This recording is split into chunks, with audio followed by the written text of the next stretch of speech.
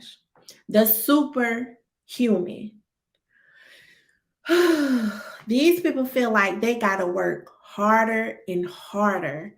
They got to work 10 times more than their colleagues to feel adequate, to for someone to see that they really know what they're doing, even though they have the skills, right? They got the skills, they have the education, they have the experience, but they feel so inadequate that they feel like they got to know 10 times more or work 10 times harder than their colleagues to be recognized as such, right? For them to really kind of measure up. So these are the type of people that stay late to work all the time. You're supposed to leave at 4. You might be staying till 6, right? You working on the weekends. You at work at 5 in the morning. You logging in at 5:30. These are the people who are, workaholics. These are workaholics. They don't really enjoy downtime. They are always trying to find a way to engage in their work. These are people who have sacrificed themselves for their job. And that is a sad place to be, y'all. That's not a good place to be, because I'm telling you, these jobs, these companies, things happen with companies, right? The bottom line for companies or organizations is to make money, not to lose money. So at any rate that they see, okay, this is what we need to cut back on. These are the departments that aren't really doing so well. When we look at everything from, quarterly perspective or from a yearly perspective when it comes to finances, these are the departments that kind of fell below. They've been below for the past couple of years. Okay, let's reevaluate. Let's, look to see if we really need this particular product or a particular department. Baby, they not gonna say, well, no, don't do it, because Lisa, she need her job. She got 2 kids. We're not gonna please. They're gonna say, ixnay. We don't need them. We need to, this how we're gonna keep that, our bottom line or whatever. This is how we're gonna meet, our goals financially as a company. They're gonna get rid of that department. And guess what?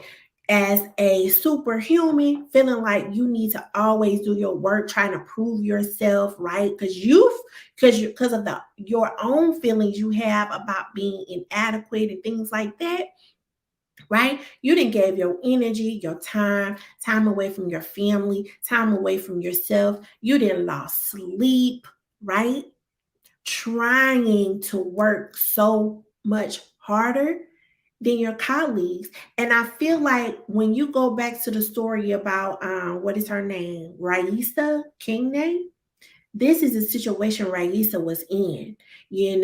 She was so engulfed in her profession, because I honestly sometimes feel like, and don't get me wrong, I'm trying to say it in the right way. Like, of course, you need to make sure and ensure that you are ethical in your profession, especially if you are at that graduate level. You know what I'm saying?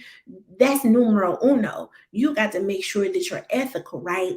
But you've also got to understand that the the way in which you follow those ethics and those morals when it comes to your profession, everybody is not going to do it that way, right? So you might be engulfed in your profession and, are passionate about it in that way, but some people may not. And it varies. It depends on what situation they're in.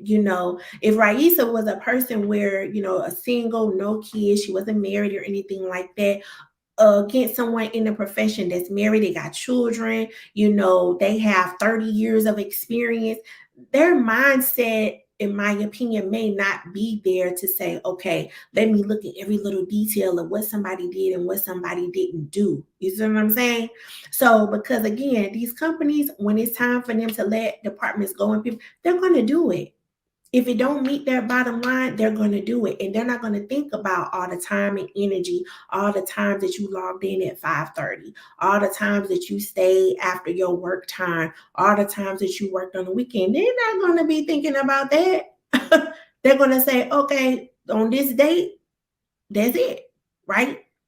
So those are some ways that the superhuman the superhuman can kind of overcome the imposter syndrome. Also, it don't even have to be at work, it could be at home, right? If you look, people that want to be super moms and want to spend all their time doing engaging in those things, it's not going to fare well for you. You're going to burn yourself out.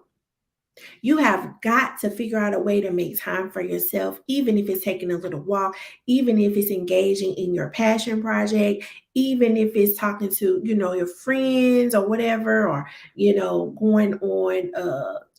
going to dinner with friends and things like that. You have got to find a way to do adult things. You see what I'm saying? Because you're going to get burnt out.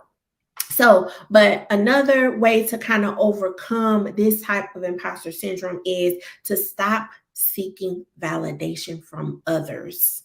I talked about this in one of my other lives. Stop seeking validation from others. You've got to go internally. You've got to find it within yourself to celebrate yourself. And it doesn't matter what it is, right? It doesn't matter what you're celebrating. As long as it makes sense to you, that's all that matters. Right? So stop seeking validation from your coworkers, stop seeking validation from your boss, your company, your spouse, your kids, right? Learn how to validate yourself. Also, these superhumans need, because see, when you are superhuman, when you feel like you got to do all this work to measure up, and it's kind of like, what are you measuring up to? Who are you measuring up to? That these are like the deep questions that you should be asking yourself, right? But it's like, when you feel like you're doing all of this, maybe in your mind you start to feel like, okay, I'm doing all of this, so I'm getting closer and closer to people feeling like, oh yeah, that is a super mom. Like, oh, she's the super mom. Like, is it for people to say that? But then I feel like if you get to that point, you become a person that's not open and receptive to constructive criticism, right? Like, you're not really open and receptive to changing, or to situations or things that change. You're not really comfortable with that, right? So these people, they have to learn how to accept constructive criticism, right? It's always a different way you could have done something. It's always a different perspective, right? And there's always different ways to meet the goal, and it may not be the path that you took. Somebody else might think of a different path. It may be a more efficient path, or their path might not even work, but it's good to be open and receptive to trying it. You see what I'm saying? Like, your way is not always the best way.